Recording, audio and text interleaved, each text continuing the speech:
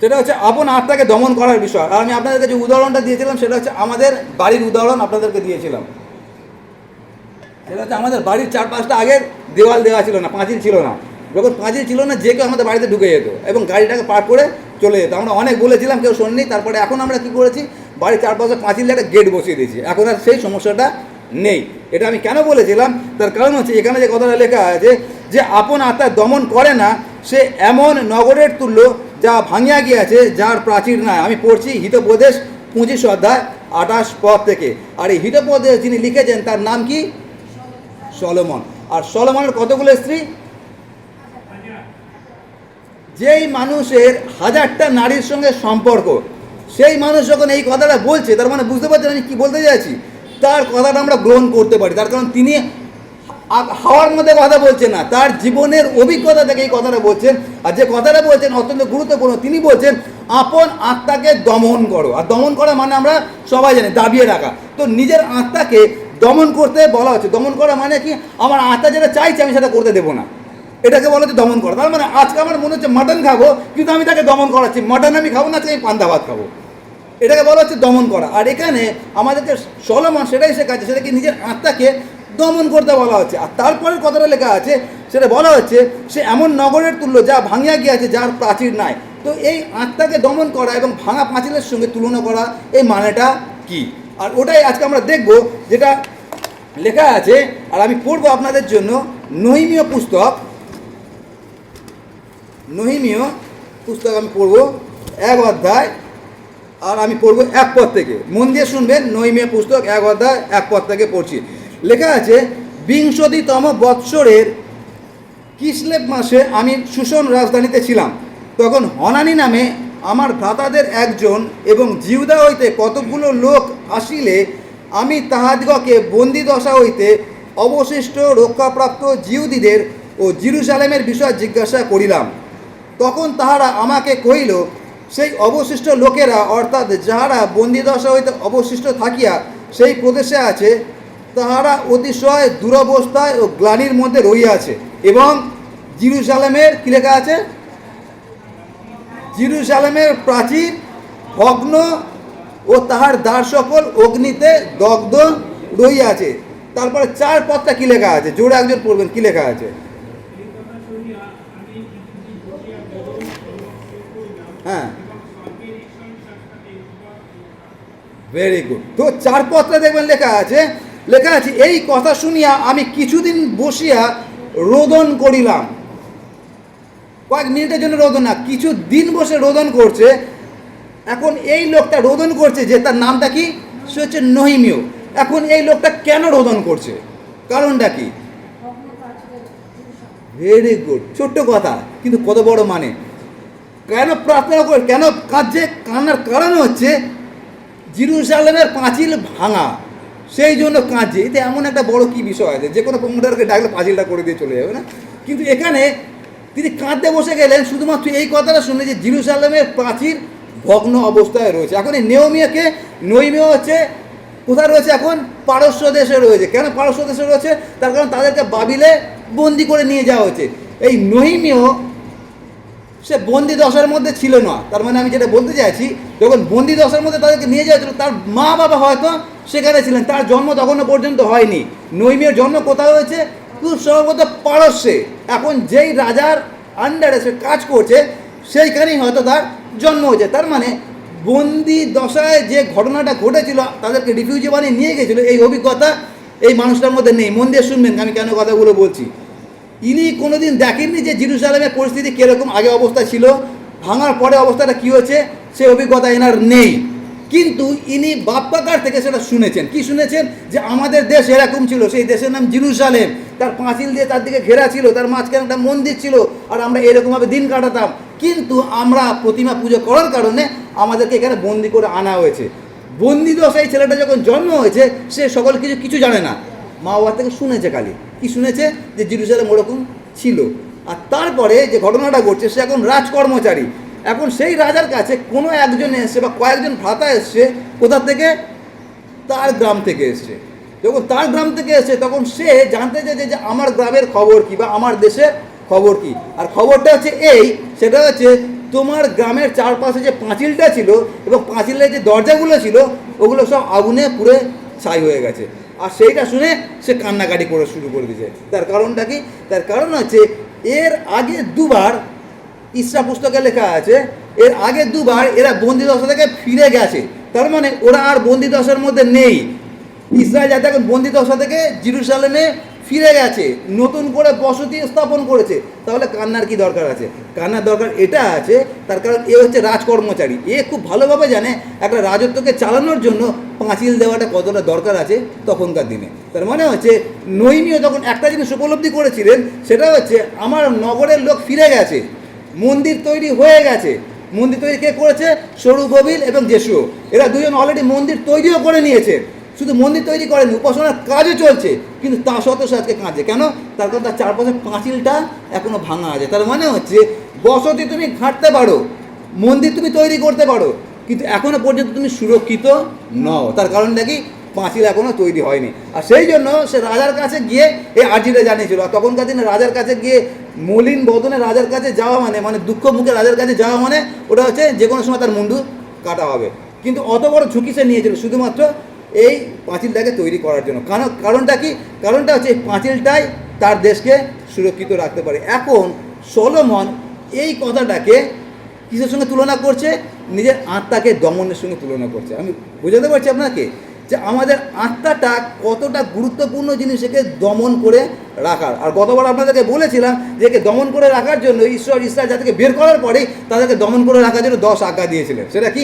আমার সাক্ষাতে তোমার অন্য কোনো দেবতা না থাকুক। তার মানে হচ্ছে আমাদের মধ্যে ওই প্রবণতা আছে। কি প্রবণতা আছে? যে ঈশ্বর ছাড়া আরও দেবীকে নিয়ে আমরা জীবনযাপন করি। আর সেটাই আমরা দেখছিলাম যখন মোশিকে বলা হচ্ছিল যে তুমি এই আদেশটা ইসরায়েল জাতিকে করো, কি? আমার সাক্ষাতে তোমার অন্য দেবদেবী না থাকুক। কিন্তু 32 অধ্যায়ে লেখা আছে যখন ঈশ্বর বলছেন মোশিকে যে আমার সাক্ষাতে তুমি কোনো প্রতিমা নির্মাণ করবে না, হারন অলরেডি নিচে প্রতিমা নির্মাণ করছে, গরুর বাছুর। এটা হচ্ছে আমাদের প্রকৃতি। আমাদেরকে যেটা বলা হয় আমরা তার উল্টো কাজটা করি। আর ওই জন্য 10 আজ্ঞা দেওয়া হয়েছিল। কেন? যাতে ইসরায়েল জাতির চারপাশে যেন একটা বাউন্ডারি দিতে পারে, আমাদের আত্মার চারপাশে যেন একটা বাউন্ডারি দিতে পারে। কি? আমার আত্মা যেটা চাইছে সেটা যেন আমি না করি। আত্মা সবসময় চাইবে বৃদ্ধ মা বাবাকে ঘর থেকে বের করে দিতে। তার কারণটা কি? মা বাবা যখন বৃদ্ধ হয় সেটা আমাদের কাছে বোঝা স্বরূপ হয়ে যায় না। আমার মনে মনে ভাবে কবে মরবে, কখন একে আমি বৃদ্ধাশ্রমে দিয়ে আসবো। সুতরাং আমার মন চাইতে পারে যে বাবা মাকে আমি ঘর থেকে বের করে দিই, কিন্তু মন চাইলে আমি সেটা করবো না। কেন? তার কারণ বাইবেলে লেখা আছে তুমি তোমার পিতামাতাকে সমাদর করিও। আমার ইচ্ছা হচ্ছে আমি পল্লবীকে এক্ষুনি গুলি করে খুন করে দিই, কেন ওর বাবা আমি খুব রেগে গেছি, আজকে ভুলভাল গান করেছে। কিন্তু আমার ইচ্ছা হলেও আমি সেই ইচ্ছাটা আমি পালন করবো না। তার কারণ বাইবেলে কী লেখা আছে? নরহত্যা করিও না। আমার খুব লোভ হচ্ছে কারো সম্পত্তির ওপর, কিন্তু লোভ হলেও আমি আমার লোভটাকে পাত্তা দেবো না। তার কারণটা কি? বাইবেলে লেখা আছে তুমি লোভ করিও না। তার মানে 10 আজ্ঞাটা কেন দেওয়া হয়েছিল? যেন আমরা আমাদের আত্মাকে দমন করে রাখতে পারি। আর ওটাই এখানে সলোমন বলছে যে তুমি তোমার আত্মাকে যদি দমন করে না রাখো, তাহলে যেটা হচ্ছে সেটা হচ্ছে তোমার আত্মার চারপাশে কোনো পাঁচিল নেই। আর সেটা হচ্ছে আমাদের জন্য অত্যন্ত ভয়ানক একটা বিষয়। আমরা যে পাপের মধ্যে পড়ছি তার পিছনে কারণ হচ্ছে আমরা আমাদের আত্মার চারপাশে পাঁচিল দিচ্ছি না। আর এইটা কথা মানেটা কি? সেটা হচ্ছে বিশ্বাসী হিসাবে আমি কতটা করতে পারি, কতটা করতে পারি না। আর গতবার আমি আপনাদেরকে উদাহরণ দিয়েছিলাম, যদি জোসেফ কলকাতা শহরে থাকতেন আর জোসেফের সঙ্গে যদি এরকম একটা ঘটনা ঘটতো, একটা সুন্দরী মহিলা তাকে বলছে আমার সঙ্গে ব্যভিচার করো, জোসেফের কানে যে কথাগুলো আসতে পারতো, শয়তান নিয়ে আসতে পারতো, সেটা কি? এটা বাবা কলকাতা শহর আছে, তুমি ব্যভিচার করতে পারো, তোমার ঘরে কে ঢুকছে কেউ দেখতে যাচ্ছে না, কেন কি এটা কলকাতা শহর, কার ফ্ল্যাটে কে যাচ্ছে কারোর কিছু মাথা ব্যথা নেই।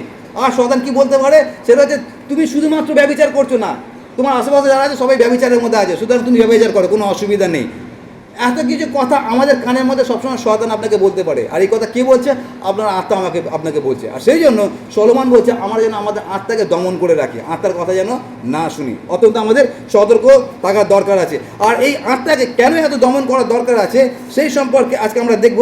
যে উত্তরটা আমি দিতে পারবো না, সেই উত্তরটা দিয়েছেন জিরোমিও তার 17 অধ্যায় 9 পদ আমরা খুলব, যে কেন আত্মাকে দমন করার দরকার আছে। কোনো একজন পড়বেন জিরোমিও 17 অধ্যায় 9 পদ কী লেখা আছে। জিরোমিও 17:9।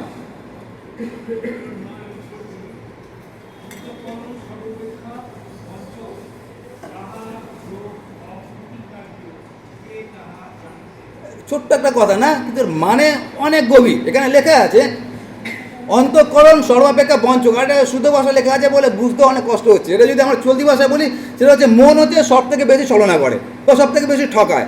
আমাদের মন সব থেকে বেশি ঠকায়, কথাটা মানে সেটা লেখা আছে। তারপরে লেখা আছে তাহার রোগ অপ্রতিকার্য। আর এই কথা নিয়ে আমরা আলোচনা করবো। কারণ এখানে যেটা জিরোমিও বলছেন, আর জিরোমিওকে যে হচ্ছে তার মানুষের জন্য সবসময় কাঁদতেন, তাকে বলা হয় উইপিং প্রফেট, সবসময় কাঁদতেন। কেন?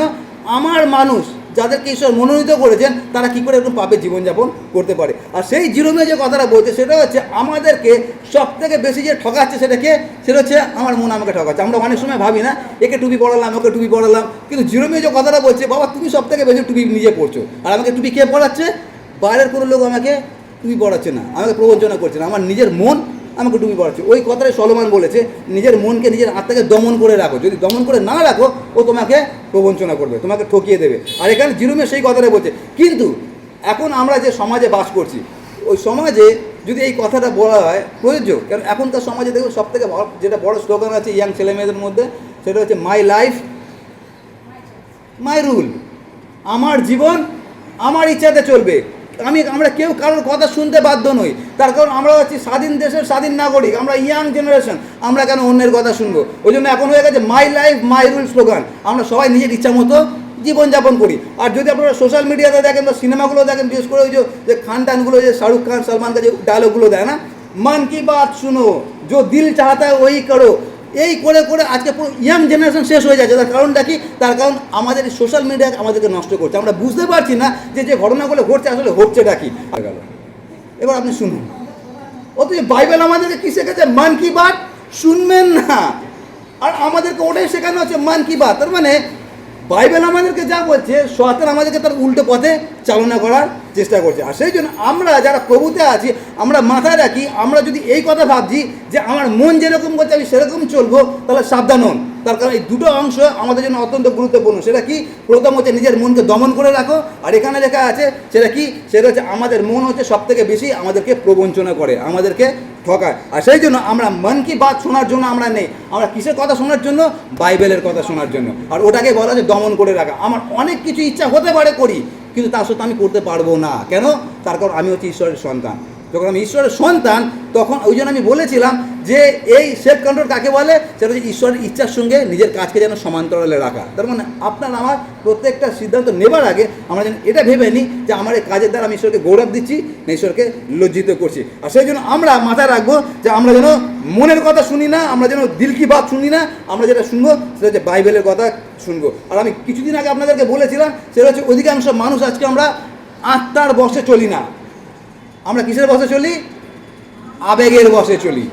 আর আবেগের বশে চলি বলেই আজকে আমাদের খ্রিস্টীয় জীবন এইরকম জায়গায় দাঁড়িয়ে গেছে। যদি আমরা আত্মার বশে চলতাম, আমাদের প্রত্যেকটা সিদ্ধান্ত, প্রত্যেকটা কথা, প্রত্যেকটা কাজের আগে আমরা বাইবেলে অনুসন্ধান করতাম যে আমি যেটা করতে যাচ্ছি বাইবেল আমাকে সাপোর্ট করছে কিনা। কিন্তু আমরা যেটা আবেগের বশে চলছি, মন যেটা বলছে সেটাই আমি করছি। আর ওটা হচ্ছে আমাদেরকে যে কত ভয়ানক পথে নিয়ে যাচ্ছে আমরা সেটা বুঝতে পারছি না। এখন আমরা ফিরে আসি যে 9 পদ, ছোট্ট একটা পদ, আমরা হয়তো 1000বার পড়েছি, কিন্তু এর মানেটা আসলে আমরা দেখবো এই মানেটা কী লেখা আছে। ইংরাজিতে এটা খুব সুন্দরভাবে লেখা আছে the heart is deceitful above all things and desperately wicked, who can know ইট।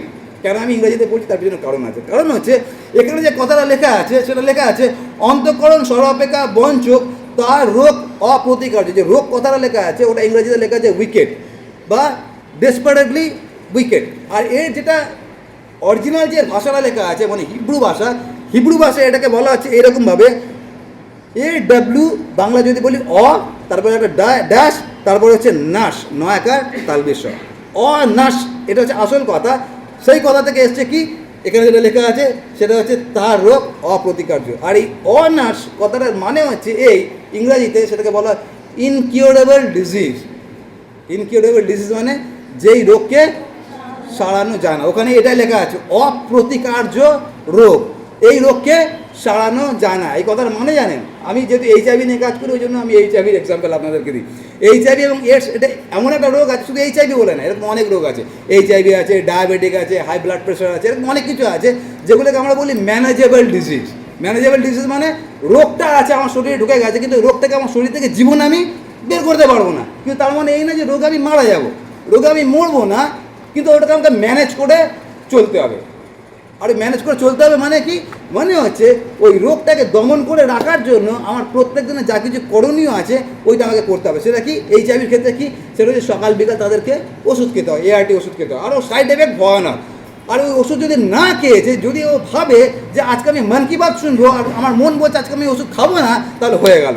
আর সেই জন্য আমার চোখের সামনে দেখেছি অনেক বাচ্চাদেরকে চোখের সামনে মারা যেতে দেখেছি। কেন? তার কারণ বাচ্চারা ম্যানেজ করে চলতে পারে না। কি ম্যানেজ করে চলতে পারে না? এই রোগের সঙ্গে। আর যেহেতু ওরা ম্যানেজ করে চলতে পারে না, সেই জন্য অনেক বাচ্চারা তারা এইচআইভিতে মারা যায় অল্প বয়সে। তার কারণটা কি, সকাল বিকালে যে ওষুধটা খেতে হয় ওটা এতটাই ভয়ানক সাইড এফেক্ট করে যে ওরা ওষুধটা খেতেই ভয় পায় আর তার পরিণতি তারা মারা যায়। সুতরাং ম্যানেজেবল ডিজিজ কতটা ভয়ানক আপনারা বুঝতে পারছেন। যদি বেঁচে থাকতে হয় আপনাকে নিয়ম অনুযায়ী জীবনযাপন করতে হবে। সকালে একটা ওষুধ, বিকালে একটা ওষুধ, তারপরে সকালে এতটা হাঁটা, এই সকল কিছু যদি আমি মেনটেন করি তাহলে আমি সুস্থ, যদি মেনটেন না করি তাহলে আমি সুস্থ না। এখানে জিরোমি একই কথা বলছেন। কী কথা বলছেন? আমাদের প্রত্যেকের মধ্যে একটা রোগ আছে, সেটা এইচআইভি না, সেটা ডায়াবেটিক না, সেটা হাই প্রেশার না, কিন্তু রোগটা সবার মধ্যে আছে। সেটা কি? সেটা হচ্ছে আমাদের এই মনটা। আর এই মনটার এমন একটা জিনিস এখানে বলা হচ্ছে একে সম্পূর্ণরূপে সুস্থ করার ক্ষমতা কারোর নেই, সেটা জিরোমিও বলছে। তার মানে আমরা হাজার চেষ্টা করলেও আমাদের এই মনকে সম্পূর্ণরূপে সুস্থ করতে পারবো না। এটা হচ্ছে এতটাই ভয়ানক আমাদের জন্য। আর সেই জন্য আমরা যারা আজকে এখানে বসে আছি, আমরা অন্তত একবারের জন্য ভাবি যে আমরা যেটা ভাবি যে আমি যেটা ইচ্ছা হচ্ছে সেটাই করব, কিন্তু সেই ইচ্ছাটাই আমাদেরকে সবথেকে বড় পতনের দিকে নিয়ে যাচ্ছে। সুতরাং আমরা যারা প্রভুতে আছি আমাদের তাহলে কীভাবে জীবনযাপন করা উচিত। আর সেই জন্য সেলফ কন্ট্রোল মানেটা কি? সেলফ কন্ট্রোল মানে হচ্ছে এটাই, সেটা হচ্ছে আমার যেটা ইচ্ছা হচ্ছে সেটা আমি করব না, সেই পরিস্থিতি আমি শান্ত থাকবো। আর সেই জন্য জিরোমিয়া যেটা বলছে সেটা কি, সেটা হচ্ছে এই রোগটা হচ্ছে অপ্রতিরোধ্য। এটাকে আমরা প্রতিরোধ করতে পারি না, কিন্তু তা সত্ত্বেও সেটাকে আমরা হ্যান্ডেল করতে পারি। আর সেটা আমরা আগামী রোববার দেখব যে এটা যদিও অপ্রতিরোধ্য, কিন্তু কীভাবে আমরা এটাকে ম্যানেজ করে চলতে পারি। এই কথাটা কেন আমি বলছি, রাজা দাউদের আপনারা যদি লেখা দেখেন এবং সাধু পৌলের যদি লেখা দেখেন, সাধু পৌল যিনি শৌল থেকে পৌল হলেন আর এত কাজ করলেন 3টে মিশনারি যাত্রার পরেও, তিনি একটা কথা বারবার মনে করাতেন নিজেকে, সেটা কি, সেটা হচ্ছে আমি হচ্ছি পাপী। আর তিনি বলেছেন যে শুধু আমি পাপী না, পাপীদের লাইনের মধ্যে আমি হচ্ছি সবার আগের সারিতে দাঁড়িয়ে থাকা। তার মানে হচ্ছে পৌল একটা জিনিস কখনো ভুলতেন না। কি ভুলতেন না? সেটা হচ্ছে নিজের পরিচয়টা আইডেন্টিটিটা কি, সেটা হচ্ছে আমি পাপী। এটা কেন মনে রাখার দরকার আছে? মনে রাখার দরকার এই কারণেই আছে, তারপর আমার হৃদয় প্রবঞ্চক। যেদিনকে আমি ভেবে নেব আমি ধার্মিক, সেদিনকে আমার হৃদয় আমাকে প্রবঞ্চনা করে দেবে। আর সেই জন্য বাইবেলে লেখা আছে, তুমি যদি মনে করছো তুমি দাঁড়িয়ে আছো, বাবা সাবধান হও। কেন সাবধান হও? তোমার মন তোমার মধ্যে আছে, এক্ষুনি তোমাকে ফেলে দেবে। আর সেই জন্য আমরা কীভাবে জীবনযাপন করছি আমরা যেন তাদের সাবধান হই। আর সেই জন্য আত্মনিয়ন্ত্রণ, সেলফ কন্ট্রোল আমাদের জন্য অত্যন্ত দরকার আছে। আর সেই জন্য আমরা যেন আত্মাকে দমন করে রাখি। কেন দমন করে রাখি? এই দমন করাটা হচ্ছে ম্যানেজ করে চলা। যদি আপনি একদিনের জন্য দমন করতে পারছেন না, সঙ্গে সঙ্গে আপনার মন আপনার ঘাড়ের উপরে চেপে বসবে, যা ইচ্ছা তাই আপনাকে দিয়ে করিয়ে দেবে। আর যখন করিয়ে দেবে তখন দাউদের মতো আমাদের পরিস্থিতি হয়ে যাবে। আর সেই জন্য আমরা যেন সাবধান থাকি। আর পরবর্তীকালে আমরা দেখব কীভাবে আমরা এটাকে ম্যানেজ করে চলতে পারি। আসুন আমরা প্রার্থনা করি।